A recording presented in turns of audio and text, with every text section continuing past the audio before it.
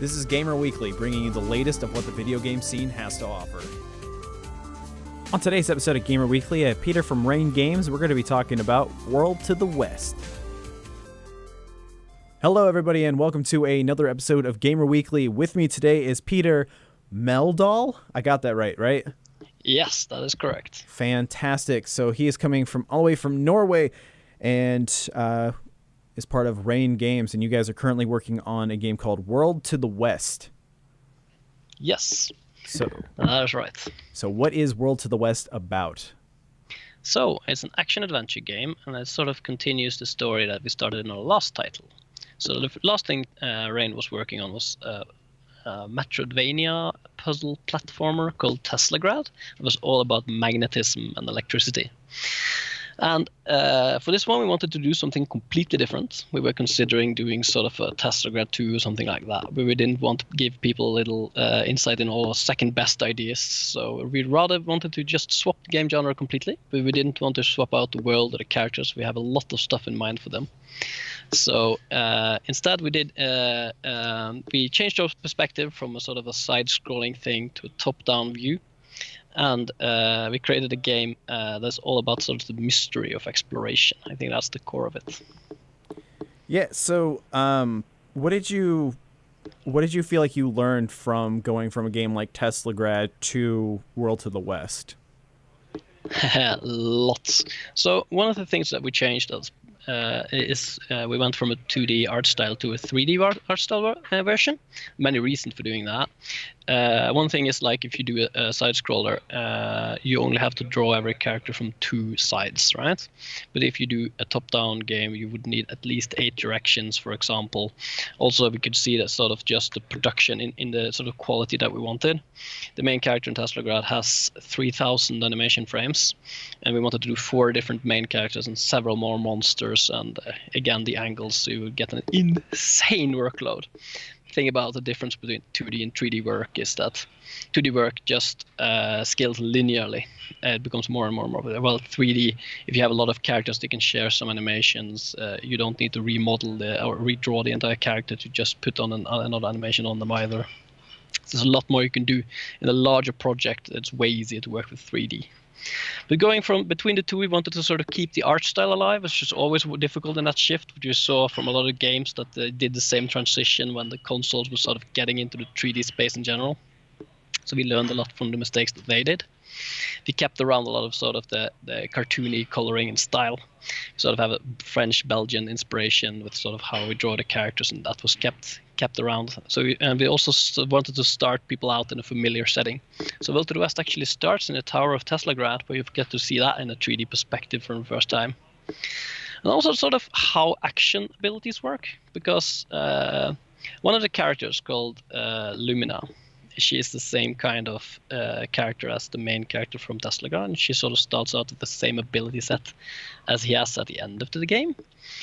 But that means that we get to take an entire sort of suite of abilities that we created for the side-scrolling world and sort of rework them into the 3D perspective and just explore what you could do with them all over. So it was very fun to sort of see how the perspective shift sort of changed how a character felt and how you played with them. That is at least one of the bigger things that we learned that it changed there. So was it a harder transition going from the 2D to the 3D? Well, most of our team have been working with 3D longer than they've been working with 2D, which is strange for sort of if you look at Teslagrad. But we were familiar with the technologies that we needed, and nobody needed to sort of start learning 3D from scratch or anything like that. But it was more like, I think the hardest part in that transition was to sort of think of, I mean, physics are crazy enough in 2D, in 3D, sort of keeping track of the possible things that can happen in the interaction between two objects becomes a lot more complicated. So that was one of the things we had to be very aware of. We created sort of a way to create a world that sort of limited some of these things a little bit, so that we, although it feels to the player like you can do absolutely everything, we still know or I can predict what sort of situations will arise and sort of solve them ahead of time. So what kind of engine are you guys using for World to the West? We're using Unity, the same engine as Teslagrad and a lot of other games that are coming out recently. It was seeing that we're not doing sort of a first person or sort of high realistic, high fidelity game. I think Unity is definitely a very good engine to go with. So why do you guys like using Unity more than the other engines that are available? Well, the only engine that is real competition for Unity in this kind of thing is Unreal Engine. And Unreal Engine has a very strong strength, especially with, for example, its terrain generation for completely dynamic sort of 3D world that doesn't have any, let's say, rigidity or structure in it. So if you did, for example, a shooter and you wanted like dynamic rolling terrain or those kind of things, that would be a great engine. But Unity is much more moldable to what you need. You can also remove a lot more, and it's much more. It works much better for something that we knew where we wanted to run on a lot of different consoles, and also, for example, the Wii U that is a bit weaker than a lot of other contemporary consoles, and for example, the most common PC platforms these days. So yeah, it's a strong engine, and it's very plastic or moldable. That was the reason why we chose it. We were also pretty familiar with it from the Teslagrad project. I have been slowly dabbling in game development, like very, very, like baby steps, crawling. Haven't even tried another thing yet. But I've noticed that with Unity, it kind of felt like in a way that I was doing like Photoshop and Dreamweaver of video game development. Like it just seemed very familiar. And I think that was like the coolest part of it. It was like, I feel like I've done a program like this after I watched a video. Because when you open up Unity and it's like all of these boxes and everything start pulling up, you're like, all right, I've made a mistake. I don't think I should be doing this. And then you watch a tutorial. Like I watched a rolling ball tutorial and I was like, okay, this is actually not as hard as I thought it was going to be. Like I still don't know what I'm doing, but it was like, okay, this is a really good idea that I did this. So Unity has a 2D mode if you're ever going to try and start out and learn games in Unity. It's probably not the best one to try out. Game Maker is probably Game Maker or Game Salad probably solid for that. But you can go directly to Unity.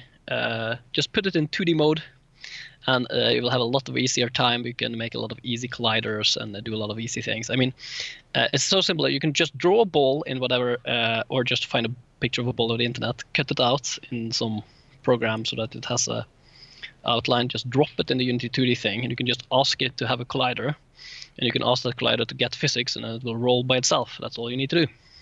And there you go. That's how you make a game. All right, put it down. You will at some point need to script a little bit, and that's usually where people start to struggle. But there is a sort of a you can buy some assets on the Unity Asset Store, and for example, there is systems to do sort of visual scripting with just nodes and things that you can plug together instead of actually coding. How do you? So if you're, oh, I'm sorry. No. You go. If you're very averse to sort of logic, writing down logic, then you can do that, or you can watch a few tutorials on scripting. It's not very hard. You just have to understand the basics of for, if, and else, and what they mean in a sentence, and then usually scripting works. Yeah, because I during the rolling ball thing, I forgot to close like one of the bracket things or something, Yep. and the game wasn't working, and I was like, why isn't this working? And then I noticed, like, because they have their code up, and I saw mine, it's like, I highly doubt that this one little thing is really going to make that big of a difference. And then I typed it in, and it worked. I'm like, all right, I should not question things that I don't know anything about. So That's that bracket ends an argument and starts the next one. So the fact that you change a line in code doesn't matter. You could just write the code as just one continuous single line, which is completely stupid because you can't read it afterwards, but it's possible, it would run. So the bracket is really the space that separates one line from the next one. So what it did is just smashing together two parts of your code trying to run it as one. The bracket was important. On this episode of Gamer Weekly, we teach you how to use Unity, and which is actually pretty helpful. I want to eventually actually make a game, but I feel like that won't happen until much, much later when I'm actually capable of doing something. Like, how do you guys make it to where you don't reach that like fatigue that a lot of early game developers reach? Okay, there are several things you can do. Not all these suggestions are right for everyone, right? So in Norway, it was very hard for the longest time to get into game development, and so a lot of people wanted to do it, but there wasn't really any opportunities at all, and they got into different fields. And they got very good at art, or for example, did television, which Aslak here did, or did T-shirt designs on Threadless, which Ollie here did, or any of those things. They got very good at their arts in general. And then when it was possible to create a project, some very skilled individuals from different backgrounds came together and they started making games, but they were already used to doing like larger projects in media outside of that. So have experience with something. If you're already good, it's easier. And if you sort of have an idea of how it takes to pull some work together, that helps. For my part, I had done a lot of organizational work before. I put this group together, but I also knew what it would take to just pull together a crew to make some work go through on some budget. So I had an idea about that, and that helped me a lot. But one of the things is like it's easier to work together with someone than to work alone. And by gods, don't join a group with somebody you're studying with, because they'll probably be good at the same things as you. If you're a programmer, find an artist. It's easier than you think. If you're an artist, find a programmer. So the way you do this, if you're in school, for example, is that the other school will have some gatherings. For example, developers often have, programmers often have like development beer, for example. Show up for that and find somebody who can program to just team up with you. And when you create expectations for each other, it's easier to work because you know that somebody's relying on all the arts being they're ready on Tuesday. You can't just put it off because you don't feel like it. And I feel like you can use that for a lot of job opportunities and stuff too. Yes. It's something that every teacher tells you about in college. Networking is great. You can't just sit in your room all day. You have to go out and actually talk to people, which sucks because sometimes talking to people is horrible, but sometimes it's not. So, yeah, I say that and it's like, what have I been doing? So, but yeah, no, like, so. Yeah, it's like sort of an expression, sort of, you already have a no. But if you ask, you could get a yes. In the sense that, if, for example, if you're a programmer, go to the art school, ask a teacher if you can stand in front of a class and talk about this game company you're making, or the fact that you want to make a game company and you need a partner for that. Or some places people do master's degrees, right? And during the master's degree, they have to work on a project. So you can ask to be able to stand in front of all the master students and talk about your project and whether they want to join that. It's very easy. Just ask the teachers, and sometimes they'll say no, and sometimes they'll say yes. In my experience, you only need to ask like 1 to 3 times, and you'll get a yes. So that's not too hard.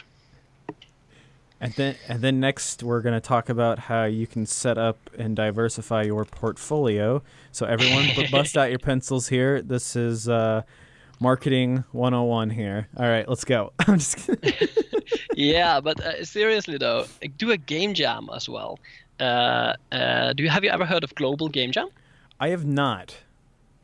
So you might want to check that out in general. So some games you've heard about originated from there as well.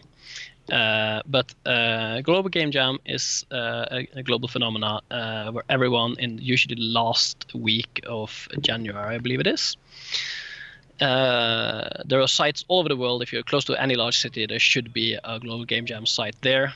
You can go into the site, find local areas that have it, and then just sign up. And most of these places, you can ask to be put into different groups, so you can ask to join groups. And for example, in your case, when you're not too experienced with game design, you can just ask to say that you're not too experienced and ask to be put into a group. And then you'll be part of a game making group that will be making a game in 2 days. So don't count on too much sleep. You will be learning Unity real fast. Oh boy. And the team will be depending on you. And at the end, everybody presents their games and upload them to the site. So all the games that were created that year on that theme get collected there.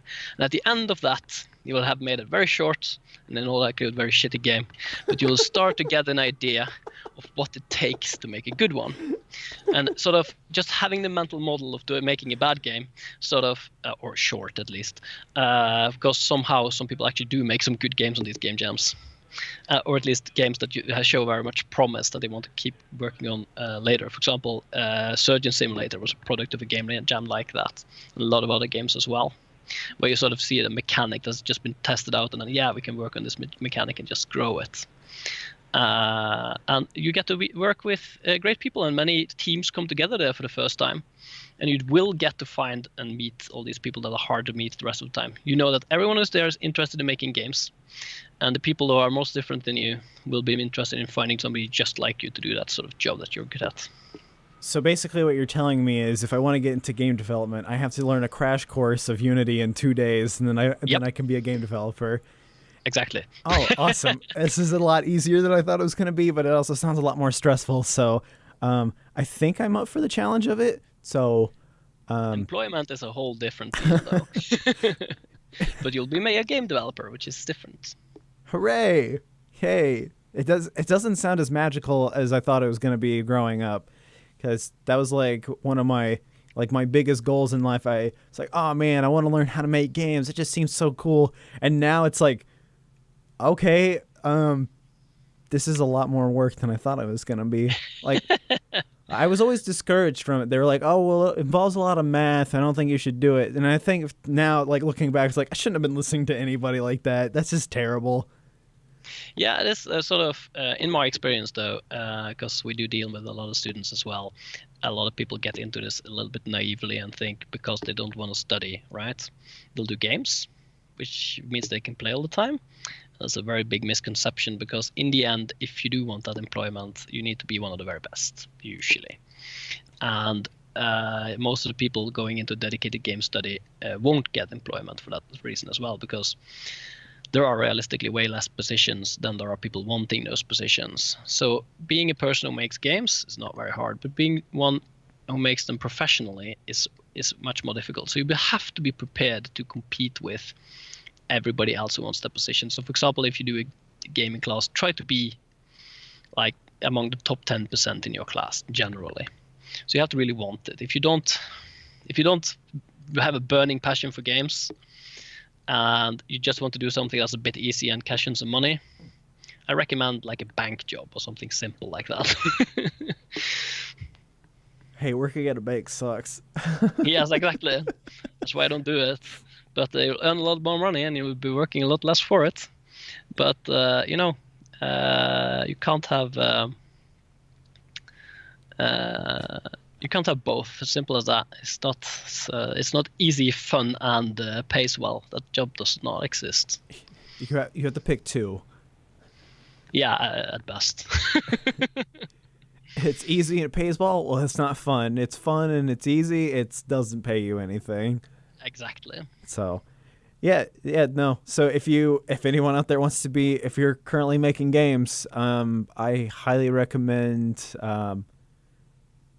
doing a game jam, I guess. And if you're not good at making games, do a game jam anyway. If you have no interest in making games, go to a game jam anyway. That's it's enlightening no matter, because if you, for example, work in any kind of media, or just work in anything that might want to have an interactive element, you get to learn how an interactive element or media comes together. You get a very good idea about how a program gets built and how that entire process works. So it's probably great whether you're a teacher or whether you work with, for example, television. You should probably see something like this, or whether you just work in a tech company and want to learn how to work with artists or how to make something real fast. It's great. Yeah, and the fact that there's like a million tutorials out there too is really cool too. So like anytime I wanted to find something, when I got done with the tutorial that I did, I was like, oh, I wonder what else is out there. And I was like, okay, this is a lot to take in now. So yeah, I saw a 14-year-old boy. He was enthusiastic about games, but he didn't have any experience when he came to the game jam, right? Youngest guy there by far. And he was put in a group with a very seasoned programmer, like 39, 40-year-olds or something. And that programmer taught that kid in those 2 days. He taught him C++ because everything else is apparently for wimps, and that kid was delivering usable code to the project by the end of that. So yeah. And that kid went on to make the greatest game of all time. I don't know, but at least that kid can code now. Which, I mean, this has definitely been a drastically different episode than usual. Usually we just talk about the game and then that's it, but this has been very educational too. A lot of people. I'm always a little bit about sort of creating the community for making games. We're working a lot with that here in Bergen and Norway in general, and we also try to keep in touch with the community. And again, we do see a lot of students there. Many schools around here trying to find out how to educate people well, or kids well in games. And I want them to do that correctly, and I also want to give people the right impression when they get into this. It's great, but it's hard. Yes, especially if you want to make something good. Yes. A lot of people don't realize too that when you learn like a programming language, you can use it for multiple things too. Because like if you learn like C++, you can also do like. Oh yes, like, that's the everything language. Yeah, it's like you can make websites and stuff with that too. Like because my brother was doing web design and stuff, and he learned how to code from doing that, and now he's making his own game. But he hit the fatigue thing where he was like, I want to make this huge open world game. I was like, no. Oh my. And I told him that. I was like, don't do that. And I've mentioned him so many times now. I wonder if he's even listened to the episodes. He puts it all on YouTube for me, but I don't know if he's ever listened. So multiple game developers are telling him now, like, don't do that. That's a bad idea. And so like I'm trying to make a game with him eventually where it's like, let's just make something simple and just put something out there. If it's good, great. If it's terrible, well, you know, people will tell us and maybe we can learn from it. So do bring him to a game jam though. And then at some point just say, perhaps we'll just manage to polish that game to make it the way we want to do it during the game jam. And that can be sort of a huge project in itself. I'm going to bring my ball rolling tutorial with me. Everyone's going to be so impressed that I can follow instructions. Yeah, but again, usually there are a lot of experienced people in these places, and usually they will let you join a group with them. Probably it would even be best if you and your brother were separate, so that you get to know the most possible amount of new people at the place and get a little bit of different experiences. And so that I can make a better game than him, because that's the real goal out of all of this, is to just make a better... compete. Do compete. That's great. So the Global Game Jam doesn't really have a winner or anything, but I do like competition, so that we always try to be better than Hamar, which is another city. We love those guys, but we want to have sort of the best game jam around every time.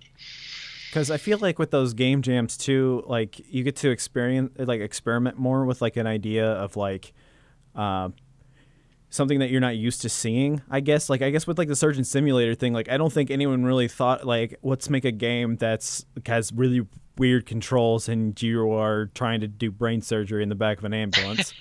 So no, it probably started out as sort of, because a game jam you have very, very little time, so you have to try and make your idea very simply, right? And if you do that quick and then you sort of see the wonky controls that come out of it, and then you go, well, it's sort of terrible, but it's also sort of fun. That's what I've noticed with that game in general. Like when I played Surgeon Simulator, I played with a friend of mine, and we were getting so pissed off playing that game because we were like, why can I not do this? And it's like, I think that was the point. It's just to piss me off. Yes. So, yeah. So, I don't know if there's anything else, but this has been really educational. So anyone... Well, there's nothing. If you do want to know anything more about the game, since you only really asked me the one question. I mean, no, I asked you a good amount. I thought I felt like I did. Maybe I didn't. Was there? Oh, wait, there is one. Okay. I'm trying to add this question into like my general questions I ask game developers, just because I'm curious. What does this game mean to you, and why do you want to make games? I've been wanting to make games since I bet it's a bit like you as well. Since long before I knew that we would ever manage to do this, I just found that at the first opportunity where I saw that I actually think I see a logical path from me now to me being the game developer. I went for it, and I had to build my own company, and I had to sort of build everything up from scratch and find the right people and do all the legwork and everything like that. But that was fine. It's like the one thing I really care about. It's sort of at the core of my being, like before even game designer, I'm sort of a storyteller, and I love telling people stories, and I also love seeing people and hearing people interact with them. If you'd played the game, I'd be right away asking you about your experience of it, because that's sort of what I love to hear. Just hearing and seeing sort of people interacting with and enjoying the world, the story that I've created. So this is a game also very much after my own heart. I love games like this myself, and it's also a game that tells a story where the player sort of gets to know different characters and gets to involve themselves in the world. And instead of just pushing sort of all of this, like one of the ways I like to tell stories, Teslagrad was made completely without any actual text or dialogue, but there was still a very strong story that people could discover by looking at things, by seeing the things happening. I learned a lot about silent storytelling from movies and comics and different things like that I could experiment with it. So that was sort of an experiment with that. In World to the West, we have an even larger, more complicated narrative that we managed to get down in as few words and as casually as possible. And instead of just telling people everything, just having a lot of things you can find for yourself. So yeah, creating something like that and seeing people interact with that is sort of what I enjoy. That's why we made that game. And yeah. So your main thing is like, you like to create it, but at the same time, the thing that you get most out of it is seeing someone else really enjoy what you've created. Yeah, definitely. Because it doesn't really live while I create it. In a sense, it's only sort of alive when it is experienced. And whatever people can't experience, for example, that didn't work out, or but it's only a sort of see people interact with it. That is what I find amazing, or just hearing people's experiences with it. Or for example, for Teslagrad, there was a big fan community that did sort of find one theory after another, or just squirreling out the story. And for me, just following them, discovering that stuff, and seeing what they thought about everything and their theories about stuff, that was great. So everyone out there, go buy this game. Definitely. I hope you do. And we are also on social media and stuff. So if you do have an interesting experience with any of our games, and with World to the West, which I'm most excited about now because that's been the last 3 years of my life, do tell us about it. I would love to hear what you think, and about anything special you might have found. I can't answer any direct questions. That sort of ruins the point of everything, but I do love to hear your theories. And you can find Peter on Twitter, and you can also find Rain Games on there as well. And yes. Also, let's see, you can also find Gamer Weekly on Twitter and everything, and every social media thing out there. I feel like I'm on everything now, and I apologize that I don't update as much as humanly possible, but there's only so much I can talk about before I'm like, I don't know if I really even should be talking about anything. So follow Gamer Weekly. It's like Gam3R Weekly, because Gamer Weekly was already taken by somebody that hasn't used an account in 4 years. So I'm currently in a battle with Twitter right now to give me that handle. So until then, I had to get creative. So go buy Worlds of the West. You're going to love it. It's a really cool looking game, and they gave me a key to it. So they didn't bribe me, but the game looks awesome. So I'm really excited to play it. So all right. And we might see a review for it too on the channel, for the YouTube channel, because I'm trying my best to work with as much stuff as possible. And go to Game Jam, support indie game developers, and go do stuff. I don't know. Be creative. Let's just do that. Be creative and enjoy what you do. Inspirational. So make a game. Make a game. Learn code in 2 days. You can do it. Peter, thank you so much for coming on to the show. And Thanks for having me. And go listen to the other episodes. Peter, go listen to the other episodes too. Will do. Awesome. So, and if you enjoy listening to the episode, can you please, everybody out there, can you retweet it and like it and all that stuff? Because somebody on YouTube told me that I should advertise more. And to them, I say, this is a group effort. We all got to work together. You know, as High School Musical once said, we're all in this together. I've never seen that, so I don't know why I'm quoting it. Thank you guys so much for listening to the episode, and I hope you enjoyed it, and I hope you enjoyed the conversation that we had. Goodbye.